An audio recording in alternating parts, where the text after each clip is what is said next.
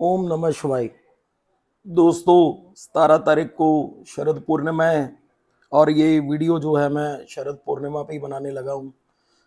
इस वीडियो में मैं आपको बताऊंगा कि शरद पूर्णिमा का महत्व हमारे जीवन में कितना है और जो शरद पूर्णिमा को व्रत रखा जाता है उसका कितना महत्व है हमारे जीवन में। दोस्तों, ज्योतिष के अनुसार पूरे साल में केवल इसी दिन चंद्रमा 16 कलाओं से परिपूर्ण होता है। 16 कलाओं से परिपूर्ण का मतलब कि जो चंद्रमा होता है वो उसकी जो एनर्जी होती है इस दिन पूरी होती है कि जितनी भी एनर्जी चंद्रमा में है वो शरद पूर्णिमा वाले दिन पूरी होती है।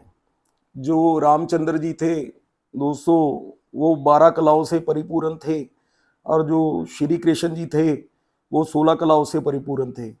ये चंद्रमा शरद पूर्णिमा वाले दिन 16 कलाओं से परिपूर्ण होता है।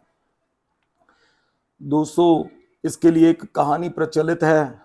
ये शरद पूर्णिमा पे वो कहानी मैं इस वीडियो में आपको बताने लगा हूँ। दोस्तों, एक साहूकार के दो पुत्रियां थी।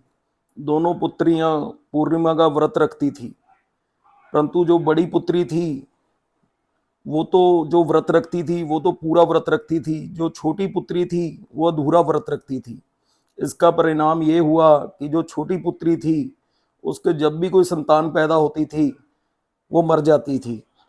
उसने जब एक दो संतान पैदा होने के बाद मरती गई तो उसने पंडितों से इसका कारण पूछा। तो पंडितों ने उसको बताया कि तू पूर्णिमा का जो है अधूरा व्रत रखती है, इसलिए तेरी संतान है जो वो पैदा होते ही मर जाती है। तो अगली पूर्णिमा जो आई तो उसने पूरा विधि पूर्वक व्रत पूरा कंप्लीट व्रत रखा और उसके यहाँ पे फिर एक लड़का पैदा हुआ। जब ये लड़का पैदा हुआ उसके बाद उसकी फिर मृत्यु हो गई। जब मृत्यु हो गई उसने क्या किया, उसने अपने लड़के को एक पीढ़ी पे लटा के उसके ऊपर एक चादर को ढक के, उस लड़के की बॉडी को चादर से ढक के अपनी जो बड़ी बहन थी उसको वो बुलाकर लाई और बुलाकर लाने के बाद उसको उस पीढ़ी पे बैठने को कहा। बड़ी बहन जब पीढ़ी पर बैठने लगी तो उसका जो घाघरा उसने डाला हुआ था वो बच्चे को छू गया। बच्चे को जब घाघरा छुआ तो बच्चा रोने लग गया। बड़ी बहन बोली, तू मुझे कलंक लगाना चाहती थी, मेरे बैठने से यह बच्चा मर जाता। तब छोटी बहन बोली, यह तो पहले से ही मरा हुआ था, तेरे ही भाग्य से यह जीवित हो गया, तेरे पुण्य से ही यह जीवित हुआ है। तो इसलिए उसने बड़ी बहन जो थी उसने सारे नगर में ये डिंडोरा पिटवा दिया कि जो शरद पूर्णिमा का व्रत जरूर रखना चाहिए, इससे हमारी सारी कामना पूरी होती है।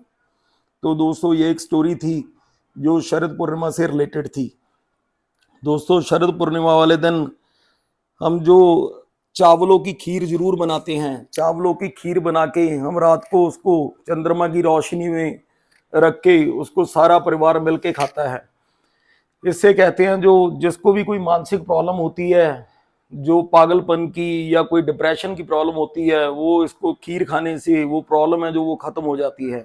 इसलिए ये जो खीर है वो सारे परिवार को मिलकर जरूर खानी चाहिए। दूसरी बात दोस्तों, शरद पूर्णिमा वाले दिन आपको हनुमान चालीसा का पाठ जरूर करना चाहिए। हनुमान चालीसा का पाठ करने से अगर आपको कोई जॉब से रिलेटेड प्रॉब्लम आ रही है या बिजनेस से रिलेटेड प्रॉब्लम आ रही है या हेल्थ से रिलेटेड प्रॉब्लम आ रही है, वो सारी प्रॉब्लम दूर हो जाएगी। तो दोस्तों, ये था शरद पूर्णिमा से रिलेटेड सारी चीज़ें जो मैंने इस वीडियो में आपको बताई।